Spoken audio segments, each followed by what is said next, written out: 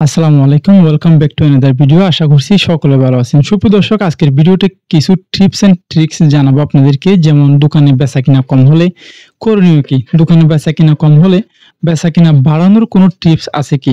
আপনারা অনেকে আছেন দোকানে বসে আছেন, চিন্তা করে বসে আছেন, দোকানের মধ্যে দুশ্চিন্তা করতেছেন, মনে করতেছেন এমন দোকানে বেচাকেনা কম হলে এমন একটা পর্যায়ে চলে যায় মানুষ, যেমন মনে হয় দোকানটা বিক্রি করে দিয়ে অথবা দোকানটা বন্ধ করে দিয়ে, এরকম একটা মন মানসিকতা চলে আসে। দর্শক, এখন থেকে আর কোনো ধরনের এরকম মানসিকতা আপনারা আনবেন না, দুশ্চিন্তা আনবেন না। আমি আপনাদেরকে এমন কিছু টিপস দেখাবো যে টিপস গুলো আপনারা যদি মানতে পারেন আপনার দোকানের বেচাকেনা অবশ্যই বাড়বে, এটা 100% গ্যারান্টি। দর্শক, আমরা এখন চলে যাব আমাদের কম্পিউটার স্ক্রিনে। সেখানে 12টি স্টেপ আপনাদেরকে দেখাবো। এই 12টি স্টেপ আপনারা ইনশাআল্লাহ শেষ অবধি দেখবেন। সেখান থেকে যদি আপনারা কিছু টিপস আপনারা যদি ফলো করে আসতে পারেন, তাহলে আমি মনে করব সেই টিপস গুলো আপনাদের কাজে লাগলে অবশ্যই আপনাদের বেচাকেনার ধাপটা একটু এগিয়ে যাবে। আমরা এখন চলে যাব আমাদের কম্পিউটার স্ক্রিনে।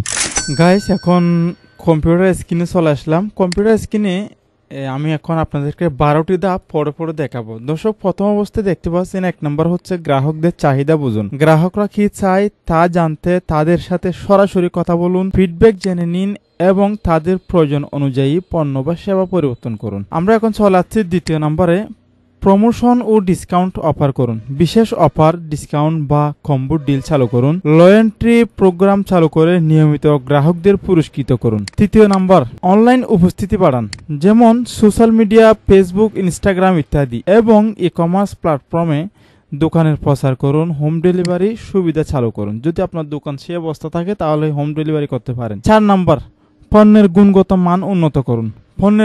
পণ্যের মান উন্নত করে গ্রাহকদের আস্থা অর্জন করুন। নতুন এবং আকর্ষণীয় পণ্য যোগ করুন। 5 নম্বর, সেবার মান উন্নত করুন। গ্রাহক সেবা উন্নত করুন। বন্ধুত্বপূর্ণ দ্রুত সেবা গ্রাহকদের আকর্ষণ করে। গ্রাহকদের অভিযোগ দ্রুত সমাধান করুন। হয়তো দোকানে গ্রাহকদের অভিযোগ অবশ্যই থাকে, সেগুলোর দিকে লক্ষ্য রাখবেন। 6 নম্বর, প্রতিযোগিতামূলক মূল্য নির্ধারণ করুন। বাজারের মূল্য বিশ্লেষণ করে প্রতিযোগিতামূলক মূল্য নির্ধারণ করুন। কম দামে মানসম্পন্ন পণ্য অফার করুন। 7 নম্বর, বিজ্ঞাপন ও মার্কেটিং বাড়ান, যেমন স্থায়ী পত্রিকা, রেডিও বা টিভিতে বিজ্ঞাপন দিন। সোশ্যাল মিডিয়া টার্গেটেড বিজ্ঞাপন চালান। বিজ্ঞাপন এটা অত্যন্ত গুরুত্বপূর্ণ একটা বিষয়। বিজ্ঞাপন ফেসবুকে দেওয়া যায় এবং বিভিন্ন সোশ্যাল মিডিয়াতে দেওয়া যায়।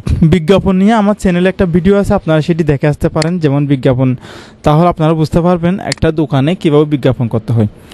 দোকানের পরিবেশ উন্নত করুন। দোকানের সাজসজ্জা এবং পরিষ্কার পরিচ্ছন্নতা বজায় রাখুন। গ্রাহকদের জন্য আরামদায়ক পরিবেশ তৈরি করুন। 9 নম্বর, নতুন গ্রাহক আকর্ষণ করুন। রেফারেল প্রোগ্রাম চালু করুন, যেমন বন্ধুকে নিয়ে এলে অতিরিক্ত ছাড়। স্থানীয় কমিউনিটিতে ইভেন্ট বা কর্মশালার আয়োজন করুন। 10 নম্বর, বিক্রয় কৌশল পরিবর্তন করুন। বিক্রয় টিমকে প্রশিক্ষণ দিন এবং তাদের প্রেরণা বাড়ান। গ্রাহকদের সাথে সম্পর্ক গড়ে তুলুন এবং তাদের নিয়মিত আপডেট রাখুন। 11 নম্বর, আর্থিক পরিকল্পনা করুন। খরচ কমানোর উপায় খুঁজে বের করুন।